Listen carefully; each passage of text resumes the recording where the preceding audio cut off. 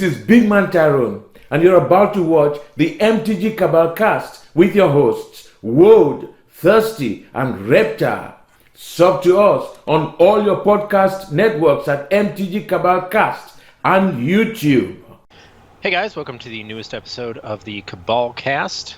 This week's topic is something we swore up and down we would never cover, never discuss because it was stupid and we didn't see the point.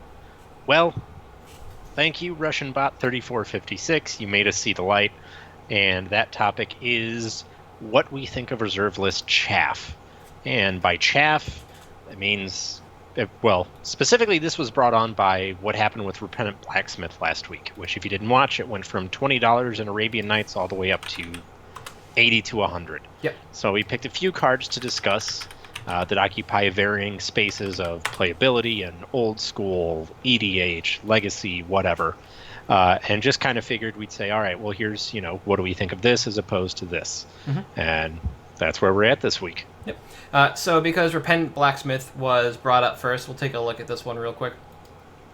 And what's interesting to see about Repentant Blacksmith is that while it does have 3 printings, only the Arabian Nights printing is the one that jumped, and that kind of clues us into what happened.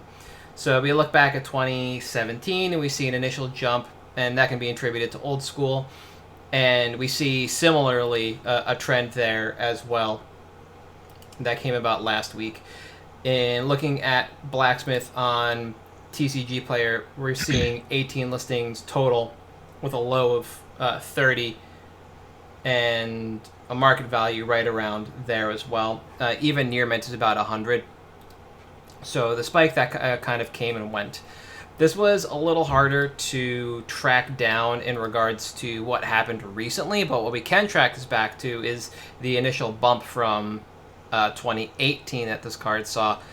Initially we saw 2017. 2018 it really carries through despite the fact that the graph shows it goes down. So what we actually found was this is in low budget, White We Need X and old school. So in this article from Baltimore Old School, which is a group that does pop up as being one of the more aggressive is the wrong word here, but active, that's the word I'm looking for, along with New England groups on the Atlantic coast to play old school. They don't really have their own rule set. They follow a standard set, but they're very active within the community, and they punch out just a ton of deck lists. And in this article, it talks about options for the deck as a whole, as this used to be a purely budget deck in the format, and with the price of Savannah Lines just skyrocketing for Alpha Beta Unlimited over time, things have kind of gone off the rails in regards to price. Repentant Blacksmith is, in this article, mentioned as purely a sideboard slot, but if you have a lot of red in your meta, which is what I expected and where I thought I would see this, you move it into the main. And it just becomes this efficient little beater that can hold down the fort if you need it to, or turn sideways as necessary. So what happens recently is just a drain in supply overall, and then we have some people relisting for a much higher price because we can see that market value on the card has not moved, but average has, because people are just relisting well above and beyond what is accurate for this card. Truth be told, this card is not a $100 card. It should probably float back down to $40 over time. But because we are looking at a few people moving into the marketplace, buying up what was available, and just creating this giant delta between what existed previously and where it is now, you're going to see that spike in the graphs according to stocks. Yeah. And there is, this is something that we kind of touched on in a previous episode when we talked about the difference between a price correction and a price manipulation. Mm-hmm. Short term, it's very hard to call anything a price correction. A price correction happens basically when it happens, and that happens with the process of time.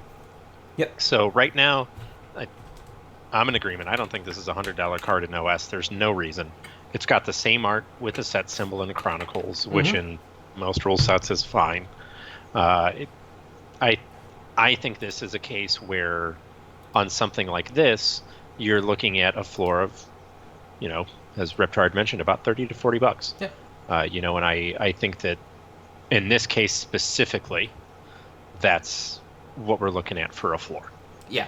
It's hard to really look at the listings page on TCG Player and see Chronicles in 5th edition, below 25 cents, and the Arabian Nights version holding such a premium But again, 18 listings, it's really going to be hard to try and get that card at a reasonable price unless you're buying it from an actual vendor.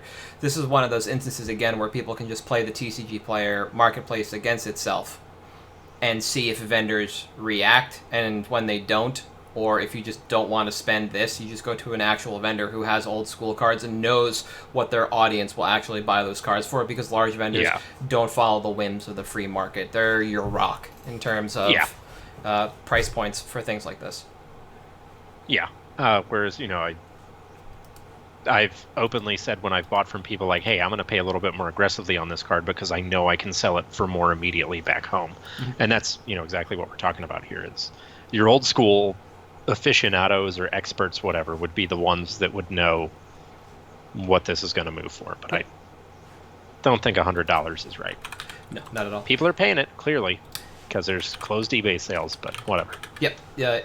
eBay's this weird spot between the secondary market and vendors where you have actual vendors posting on eBay, but they're still at the whims of everybody else on eBay as well. They'll participate as necessary, but there you go. Yeah. The next card on the list we have is Pyramids. And this is a card that's really weird and similarly driven by quote-unquote old school demand. But the problem is there is no demand for this card, and I'll bring the stocks graph back up because I think this is really important. And this is what we saw with Repentant Blacksmith, and the more you dig into these cards, you'll see this happen time and time again. The market price for this card has been $100, while the average has been jumping all over the place. So what this tells us is that somebody's relisting, nobody's buying. Yeah. And in the case of Pyramids, if you were paying attention to MTG Finance a little over a year ago, somewhere between 11 and 13 months ago, you would have noticed this show up in Magic the Circle Jerky. Somebody named Pyramid Schemes comes in and says they got bored and bought out all the pyramids. Then this is a much closer photo of what this person has done. And they didn't do this just once, they did it over time. This was a perpetrated scheme, if you want to call it that, per the name Pyramid Scheme. A pun on many levels. Yeah. And it was kind of a thought experiment of if I buy out the market on an old school playable, because it has, for some reason, seen play in very old lists, and it no longer exists in the format, what happens? Can I make TCG Player react the way I want to, and can I make buy lists react the way I want to? And that last part is actually the most unique part of this experiment. And to that end, this person was absolutely successful because they had been doing this for months. They were successfully able to move the price of pyramids from what was effectively nothing, $40 up to $80. And because it happened over time, people would eventually buy in for FOMO reasons, and thus the buy list numbers would appear, and they could slowly out their copies as necessary, and eventually walk away close to even if they have to sit on a ton of these. And because they came out close to even, all the rest of those copies are just gravy. They'll be in the black the moment they decide to turn around and try and out them. And then holding onto them for an infinite timeline, Pyramids being a reserve list card, an old school card, there's not a lot of copies floating around in general. They're going to be able to control the open market and sell them as they see fit, Facebook, TCG Player, wherever, and eventually get out. This is a noted individual actor in the space, and if you kept your head down during this time, you just kind of missed it as it went by. Yeah, it's worth mentioning, that this is one of those cases where, in the definition of chaff, in the sense that it's, worthless for playability reasons, not financial reasons. This is something that playability isn't necessarily great, but it does have some financial value. Yes. And it also demonstrates a strategy which we've talked about, which is the slow burn, the slow roll of just gradually picking up a portion of the market rather than just dumping it all at once. Yeah. And, that was one of the reasons we wanted to highlight this card, was because it was something that fits the playability definition of chaff. But because the guy was smart enough to do it slowly, there actually is a financial viability there. So there's both sides of the spectrum with those first two that we touched on, basically. Repentant being something that, frankly, I see as just bulk old school, and the $20 to $50 range. And then you have something like Pyramids, which, while playability-wise as bulk, it's certainly not financially. And that was something that was really effective, was you saw large vendors move their buy lists in accordance with this. Yeah. Even though realistically, this one guy has enough of those cards that he could kill all the buy lists, and the market is dead at that point. And I like to point out that the playability of Pyramids has been fairly volatile over the course of Old School, because different Old School rule sets allow a different number of strip mines. And that's what that card is mainly played against. It costs 6 mana, so it doesn't fit everywhere because it costs so much. But once you have it on board, it's very hard to get strip mined out of the game from there. Yeah. Similarly, a card like City in a Bottle, which is also extremely narrow, continues to hold its price despite the fact that it really doesn't see as much play as it used to. City in a Bottle is a card that requires you to play a massive amount, or your opponents to play a massive amount of cards from Arabian Nights, because it literally destroys every card in play with the Arabian Nights set symbol, including the mountain. Yeah. So the more the format is warped around Arabian Nights, the better City in a Bottle gets. But as deck building prowess and knowledge kind of grew over time, the format shifted away from City in a Bottle. But it will retain its price because it once had utility, and it is a very low pop reserve list card. It's just very spread out across the community. Yeah. So, moving away from that, we can move on to one of what I think is one of the more unique cards on the list, because it is the only one of its kind on the reserve list. And this card is actually Wall of Kelp. So, Wall of Kelp did nothing forever and has a $4 price tag. Now, I know we've talked about this card in the past, and the reason this card has a price tag is solely because of Arcades the Strategist, printed in M19. Whenever a creature with Defender enters the battlefield under your control, draw a card. Well, Wall of Kelp is the only Defender on the reserve list, and it also happens to make additional Defenders. So it's an interesting little synergy. However, nobody bought into it. So as we talked about the last time, and I talked about on our quick hits episode about this, it was just a flash in the pan from speculators moving in on the only card of its type on the reserve list, and this card just ran up in price and came tumbling back down almost immediately. And then people are going to be left holding the bag on this, because there was the perceived demand that might have been there just never came about.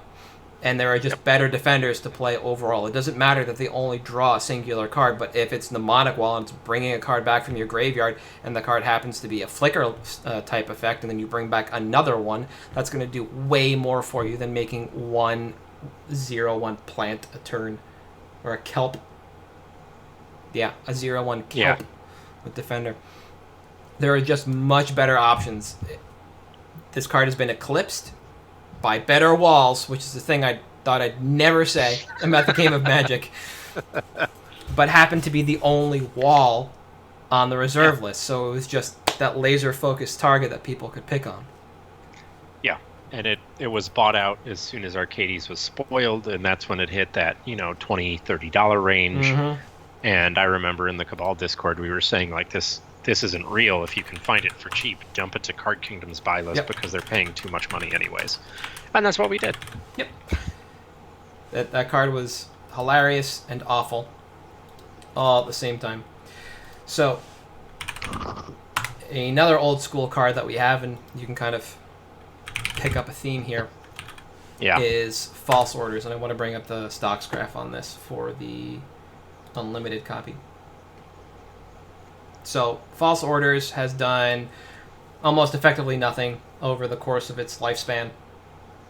In the last, decade, it went from almost pure bulk at 30 cents for a rare, all the way up to about $1.50 recently. And this one took a little more digging to find, because while this is, and what I thought it was going to be, an old school card, really doesn't appear that often. It doesn't have a home like Repentant Blacksmith does as a budget alternative to an already budget deck. This went in a very specific deck called Bait and Switch, and this is the newest deck list I could find from 2019, which lines up very well with the spike on this card. And basically, you just bait attacks and then switch the blocks to your Thicket Basilisk, which has Death Touch. So you have Lure to put on your Cockatrice or your Basilisk, and you have False Orders to rearrange the blocks. Because it's cheap, it does a better job than, is it Raging River? Mm-hmm. The other red card that allows you to like literally put creatures on each side of the river and reassign blocks. Yeah. And it doesn't do much else than that. It doesn't see any EDH play because there are more different, better options like Master Warcraft from the original Rav set that is close to bulk. I think it's the Boros rare. I'll check on that as we continue talking about False Orders. But that's basically it for this card. It hit that kind of old school boom, and even the Alpha Edition is really just $25. It's not that expensive.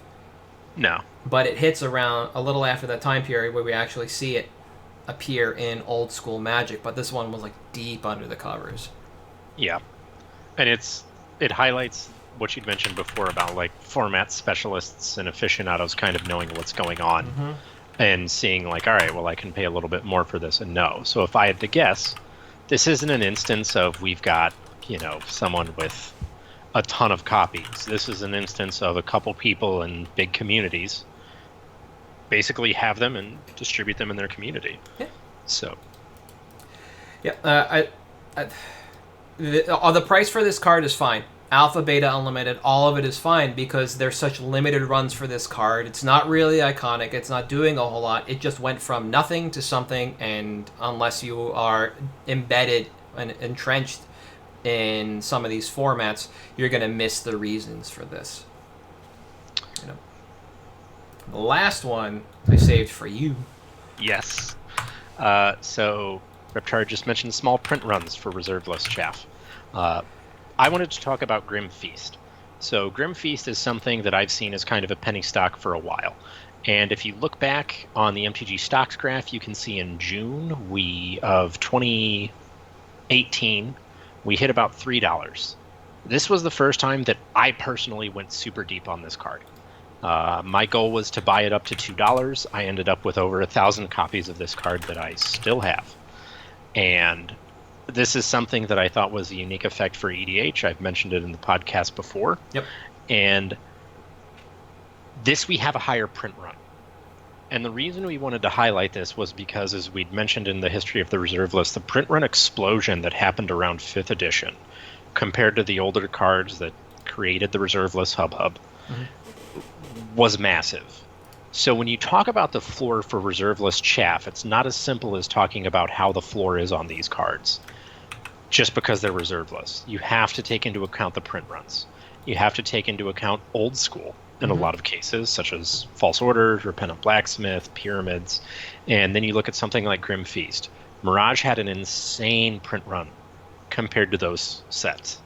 So when you want to talk about the price floor on reserve list, it's important to look at something like Grim Feast to keep it in perspective, where you see it peaked at about $3 low, and we had at that point a market of around $2.75.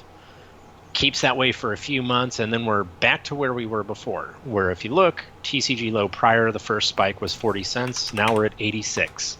I doubled the floor. And yeah, it's worth noting that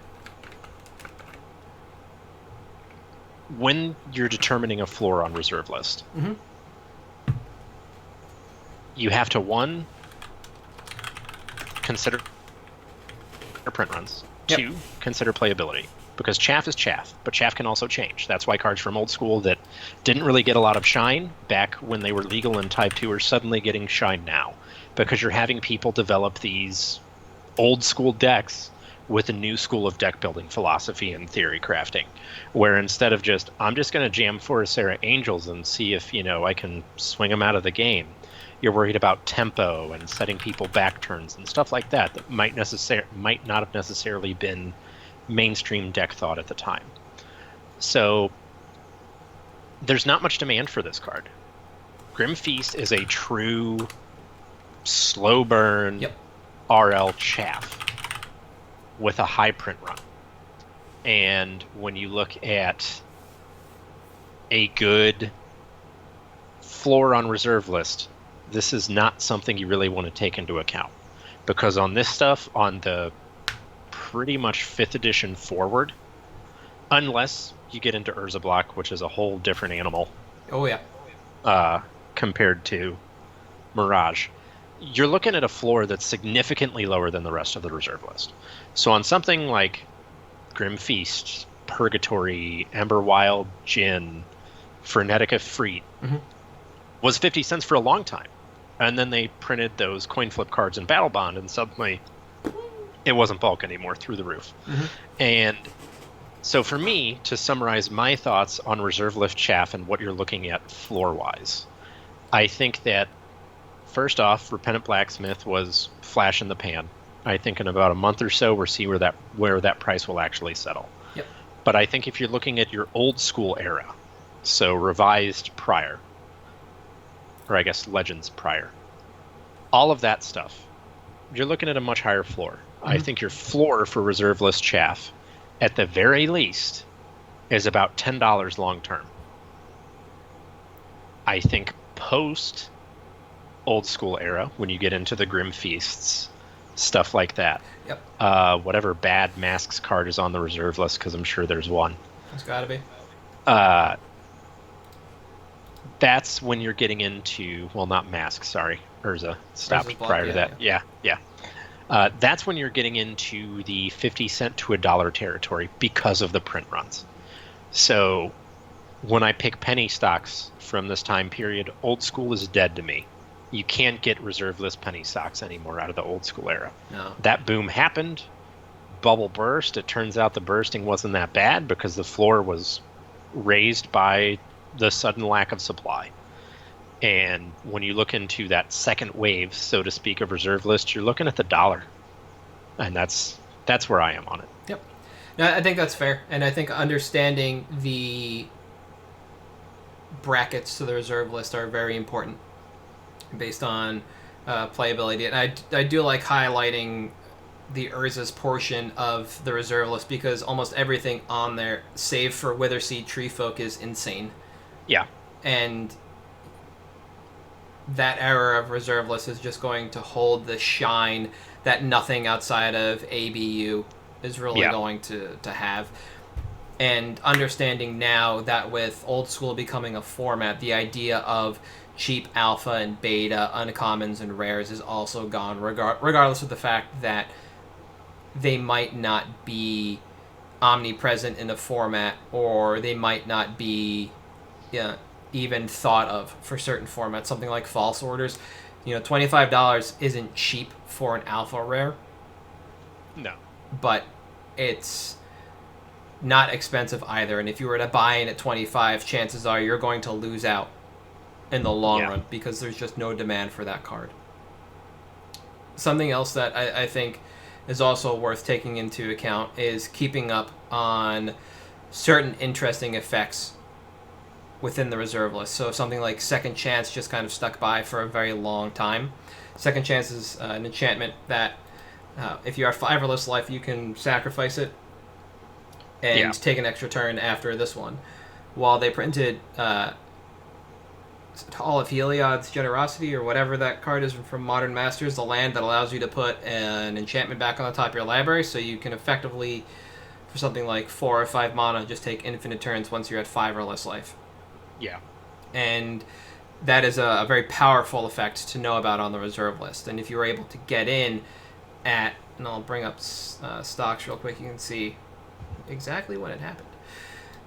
If you got in when it was a $1 or $2, you're making mint on this card. If you got in later, even just before the Modern Horizons announcement, as of this point, you're getting hosed. Yeah. You're not making anything on this card. So it's really important to understand what's on the reserve list and be able to kind of navigate it properly for that. When it comes to these weird things, Repentant Blacksmith, again, will point at because it's non-reserve list. That is, deep format knowledge. Yeah. And that is something we've talked about early on when it came to Oathbreaker. It's another EDH format that's going to change the way speculation works for EDH, and is it something you want to pay attention to? Yes, probably, but do you need to pay as much attention to it as you do regular EDH or CEDH? Probably not, but you'll also be paid off for it if that's what you wanted to focus on. Yeah. So this is, again, pointing to the fact that you can make money if you want to be a format specialist in regards to finance, but you really have to be on your game for that. Yeah, you do. And if you are not on your game, if you know someone who is, sharing that knowledge and having someone who, like, plays a bunch of old school and you're like, hey, what have you seen playing at the tables lately? Yep. Just, like, picking their brain a little bit does give you a little bit of an edge there. Yes, absolutely. So. I think that's it for RL Chaff. We don't want to stay on this too long because then we'll get stuck talking about it forever because there's a lot of chaff there. Boy, is there. So if you're good for picks, I'm ready to let you talk to us about why you're picking this card. All right. I said I wouldn't do it. I'm going to do it. Guys, we need to talk about Sarkhan's Unsealing again.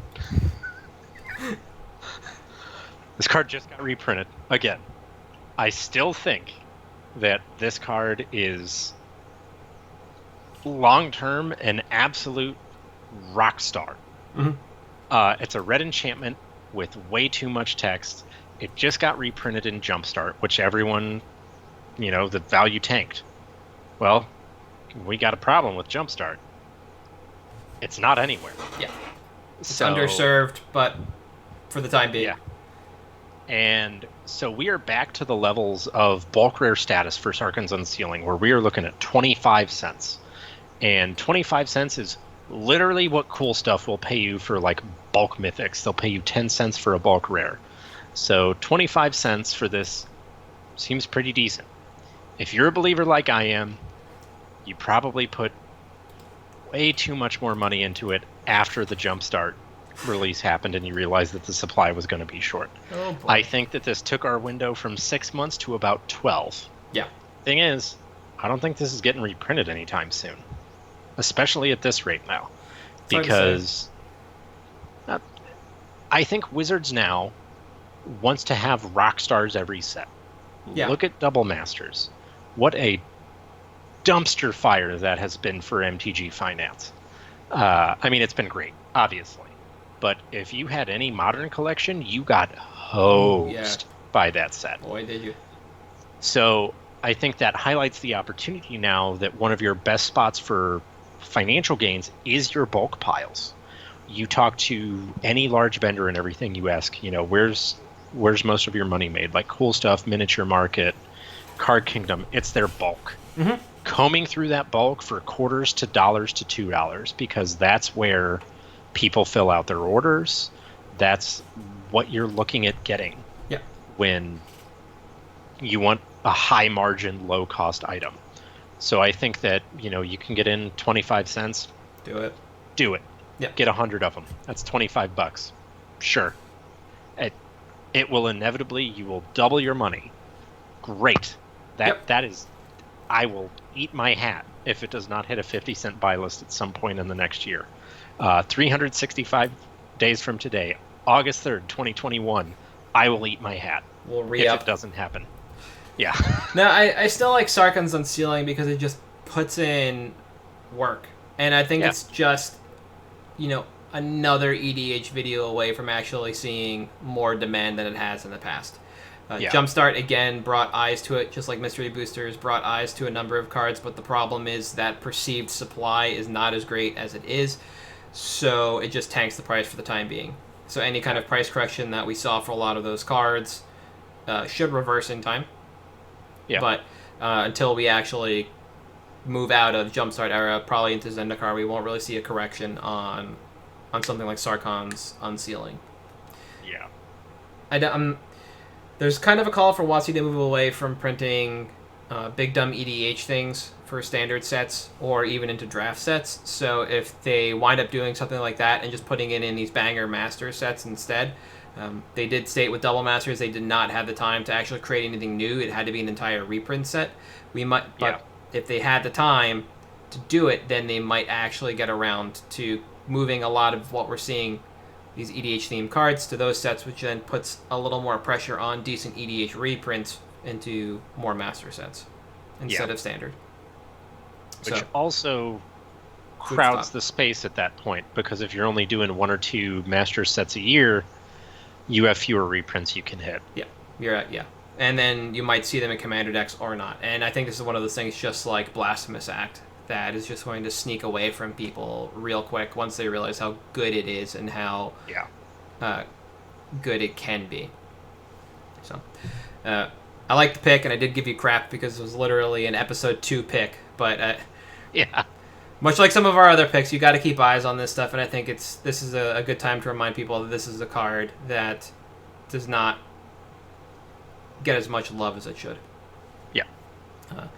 I too this week am picking a big flashy red card, but instead mine's a dragon.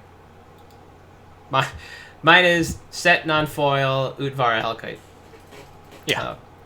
For anybody wondering, this dragon does nothing more than make more dragons, so you can understand why there is demand for this card among casual players.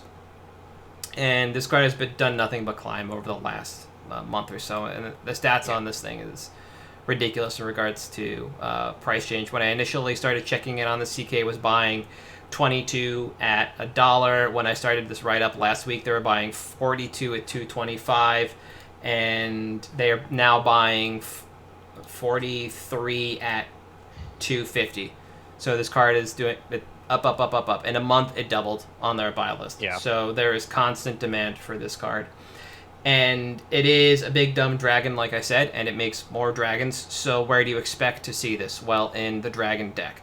And as we talked about all the time, we didn't just talk about it. We always talk about it. Themes like dragons, angels, now cats and dogs, mass hysteria, are going to be more and more common as more and more people enter the format. And Utvara Hellkite slots into a lot of great decks that aren't just super pillow 40 and casual. If you look at the list of top commanders, it goes in everything from mono red Zerlin of the Claw to Scion of the Ur-Dragon decks. Yeah. So it runs the gamut on 5 across every kind of strategy you can look at. This is an aggro card, a control card. It is a mid-range card. And the interesting thing I like about this in regards to the format is that because it's almost ubiquitous and is not a utility card like Savage Ventmaw, you don't need a lot to kind of make this card pop.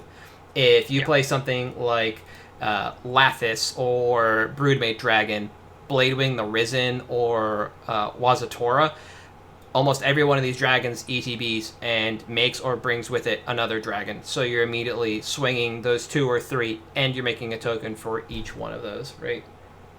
Yeah. Yeah. So you just create one more. Nope, it's a trigger in all of them. So you create just mass it is. triggers, It's right? each. Yeah. It's a mass trigger. So your tokens double. Yep. Because important distinction, it does not say non-token dragon. Yes, exactly. That's why it works with all those. Yeah. I just had a brain fart for a moment. So it is very easy to just kind of go off on your top end with a small number of dragons because they make reanimate or bring with them, just a bunch of 6/6 flyers. Yep. Exactly. Which closes out the game very, very quickly. I think at the table, I don't think I've been afraid of any other dragon besides the Scarelord Reckoner. When it's a white dragon, and it just destroys non-land permanents whenever you target a dragon. That's the only other dragon I've ever been afraid of at the table besides Utvara Hellkite. Utvara Hellkite is a must answer because it just ends games. So, seeing as this is in RTR and it was in Commander 2017 and it was in the guild kits, we did see a little bit of a slowdown on price, some back and forth, a little bit of up and down. I like the set version because it's the original version. It's the same art throughout. There's no border change, but generally speaking, but there is the hollow foil that was added later on. And the timeline for this, I think, is going to be 6 months. It'll be an $8 card. And right now, I would move in on as many copies as I could that are below $6. I think that's a fine buy-in because when we're looking at out 9 months to a year, this card is going to be 12 to 15 if our price slope stays the same. The only set that we know of that we have to dodge a reprint in is Zendikar, and Zendikar is not a dragon set. Yeah. Never has been. I don't think. Thankfully. Yeah. And we still don't have the slate of next year, what's coming out. We could see a reprint in 2021 or not, or Return to Ravnica. yeah, or in the Commander set. But if we're lucky, and in that my thought process is for that 9 to 12 months, we do not see a reprint. That's when this will be a $12 card, and you'll be able to get out pretty easily on the back end. And it's also very hard to beat this card in regards to like Dragon Power ranking. So it's not like something else is going to come in unless it literally makes 2 tokens. Yeah. Well, the way they've been designing, I wouldn't be surprised. Yeah, you never know. You never know. So that because this is, again, like super casual, because you can just play it in the Dragons deck, and it is fairly accessible right now at, I'm seeing $4.40 for the cheapest Nearman copy. This is a card that a lot of players can afford right now. I don't want to say a lot of players can afford, and it, like I said, it goes in the Dragon deck, it goes in the non-Dragon deck that wants to be aggressive and just have a great top end with something like Broodmate Dragon or Karthus Tyrant of Jund. You only need a couple of dragons. Even a Sarkhan Planeswalker works.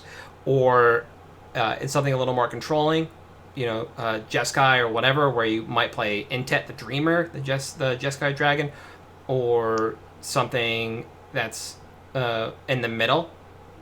That's 4 color, just like 4 or 5 color good stuff with a couple dragons in the high end. It just slots in them all. There's nowhere where this doesn't go. It's not quite the Soul Ring of dragons, but it's getting there. And I think it's worth mentioning as well when it comes to reprint risk. The foil is also around $12. And if you look at the stocks graph, it's been pretty steady. It held steady at around 10 between Oath and RTRTR. And once RTRTR hit, since we were in a set that obviously cares about dragons, that price did go up. So another thing that is good for this is, while yes, you have to worry about reprints in dragon sets, if it's not reprinted, it only gets more valuable as they print better dragons. Yes. So absolutely, I think it's a good one. Yeah, just one of those things I keep in my back pocket for a rainy day.